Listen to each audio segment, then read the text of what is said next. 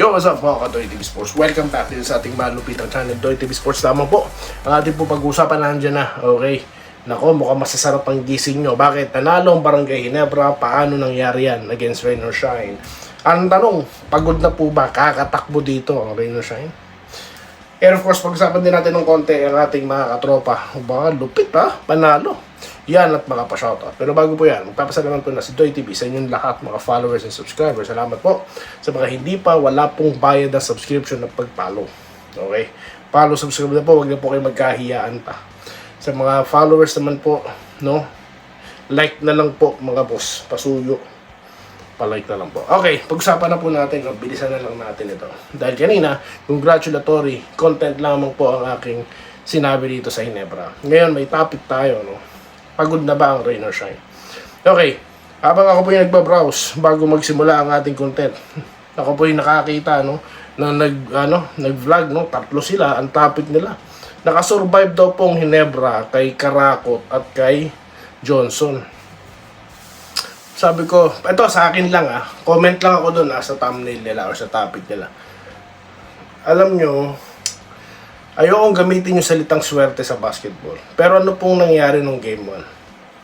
Bakit hindi po maulit ni Johnson yan sa mga sumunod na laro? Ganon din si Karakot.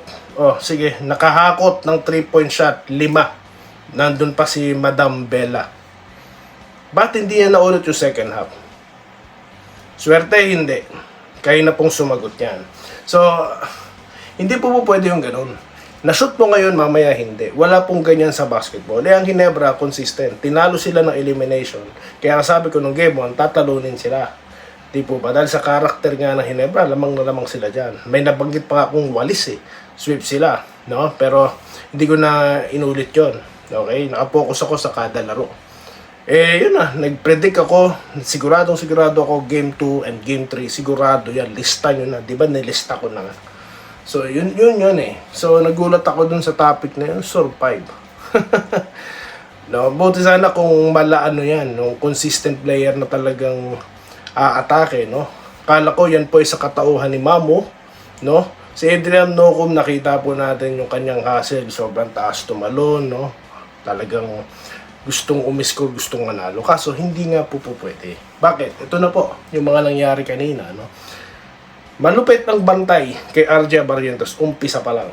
No? Napahubad nga po ng maskara si RJ, di ba? Pero hindi pa rin nagsimula doon ang scoring niya, di ba? So, sino nag-take over? Mai Thompson. Okay. Yun ang sinasabi ko. Sa Ginebra, nagkamali si Coach Yeng, no? Sinabi niya na si Brownlee lang babantayan niya. No? May Barrientos, may Thompson. This time around, no, alam ko, he's very aware na is a whole gang, no? Hindi lang si Brownlee yan. Pero nakita ko talaga, pagka, pa lang, bababa pa lang ng court, nakapantay na sila kay Barrientos. Para pong naiwang bukas itong si Thompson. Kaya, hindi po pwede yan sa isang MVP at isa sa mga 50 greatest player. Hindi pwede yung ganun. So, yun. Thompson take charge. Siya pa best player of the game, di po ba? So, hindi niya po pinapatunayan kung sino siya. Ginagawa yung kanyang tungkulin, yung kanyang role. Okay, bakit ko nasabing pagod ng Rain or Shine? Third quarter, mga boss, they fall in love with the 3-point shot, di po ba? Sabi nga ng commentator, kahit may mga open lanes, para nagsesettle na sila or nagsettle na sila sa jump shots kahit hindi po nagpapasok. So, yan po yung napakalaking discrepancy, no? Kaya pumuntik na, sa mga panalo po ng Rain or Shine, let's say, for example, yung game 1, dahil nga po sa kanilang karakter na pag-atake at fast break. Nung third quarter, mga boss, tinalo sila sa departamento na yun ng Ginebra. Di po ba sila ang tinakbuhan? So, yun. Kaya nasabi ko ngayon, pagod na ba ang Rain or Shine? Di ko sila masisisi, may mga injured players po sila. Di po ba? At sa Ginebra talaga, is total display of chemistry, experience, and of course, yung coaching na rin. Di po ba? Ang ganda ng bunot kay Maya Gray, di po ba? Si Go kahit papano napagpahinga niya yung mga sentro ng Ginebra like Chapel. So talagang adjustment, kitang-kita mo no? It's either they are hesitating, yung rain or shine, dahil may 6'9 na nag-aabang at si Brownie din nag-aabang. So yan po yung adjustment. Kaya nanalo ang Hinebra. Okay? So, yun lang po masasabi ko. Alright? Sa mga nabanggit, kung meron man po ako nabanggit na vloggers, hindi ko na pinapangalanan. Ang akin, healthy discussions lang ito. Okay? So, yun lamang po ha. Wala po akong masamang ibig sabihin, magdiskusyonan po tayo. Marami pong nanonood sa atin, at iilan lang sa ngayon ang mga talaga pong nagtatopic ng magaganda patungkol po sa basketball. Okay? Alright.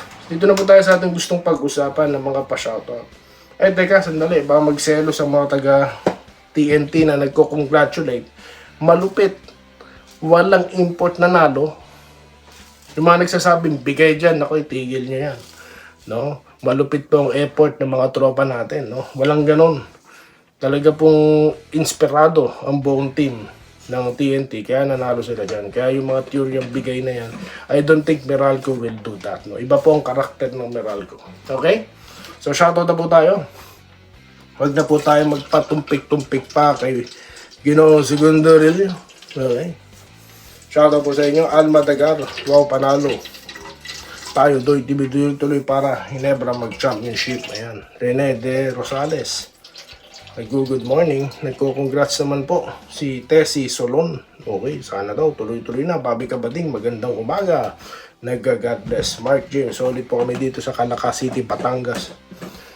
Salamat po sir, mga taga Batangas, Salamat, lalo na mga taga Balete. Okay, may mga kamag-anak style yan. Wenceslao Hapon, good morning.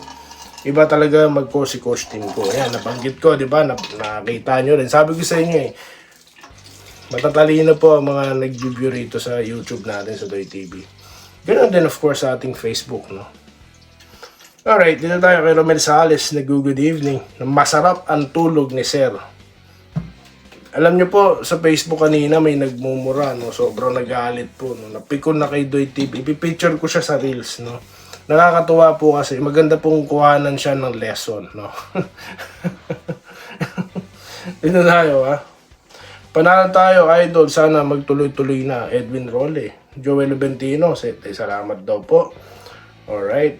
Welcome po, sir. Salamat din sa inyong tuloy na pagkokomentaryo, With Nestor Benarao. Nagpapa-shoutout si Sir Gloria Somok. Watching from Qatar. Salamat po, ma'am. Salamat.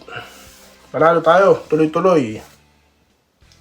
Pwede sa panaligan, Sarap ng tulog, Masasarap ang tulog, Reyna Todo Masyan, Nagpapa-shoutout po, Reyna, shoutout sa'yo, Kay Todwaldo Prasdilla, good morning, Idol Doy TV, na masarap din ang tulog, Walang tatalo sa pampatulog po ng Hinebra, Yung magandang laro. Talo po ang mga sleeping pills dyan sa panalo ng Hinebra, Bon Ryan Cantor, nagko-congratulations, Masarap din ang tulog. Ben Habay na pa yan, ganoon din, nagko-congrats. Go to finals na daw. Di ba yun nga usapan natin? Advance tayo masyado dito sa Doy TV Sports. Finals na kagad ang pinag-uusapan. Di po ba? Kaya yung mga fans po dyan, nagpapanggap lang siguro ng fans ng Rain or Shine yan. Para magkaroon sila ng valid arguments. Di po ba? Dahil alam ko, di naman po bastos ang mga fans ng Rain or Shine. Yung iba po, baka nagkukubli lang yung mga hater, Wala, matagal silang naka-off day. 3 laro na po silang naka-off day. Or sabihin na natin 2 dahil natalo yung Hinebra. Nung game 1, nung nanalo yung Rain or Shine, yung nakachamba ba? Hindi, sorry. Hindi, yung nanalo sila, nanalo. Inatake si Doy TV ng mga comment. Hindi. Pag sinabi kong panalo yun, that's my prediction. Hindi ko atrasan. Di po ba? Nagkataon lang po, na pasok-pasok lahat yung tira ni Johnson na hindi naman po maulit, di ba? Hindi naman po maulit sa nakaraang laro, Meron man, nabidedepensahan din, tumitigil din, So, yun tayo. Enrique Rivero, nag-good PM. Kaya Yuskoro Sampang, Nagpapa-shoutout po from Florida Blanca, Pampanga. Nagko-congrats po si Ma'am Minerva Nimba, Gerald Castillo. Tulong-tulong talaga sila. Talaga, yan, magandang team talaga, tulong-tulong. Na masarap din ang tulog, Renato Kong. Robert Cabiab, masarap din ang tulog. Joseph Pineda, nag-good AM. Idol Doy, ganda ng laro kagabi ng Inebra. Lalo na si Scotty at RJ. Tama ka, Idol. Pinagpag lang niya injury niya. Yun ang malupit talaga to si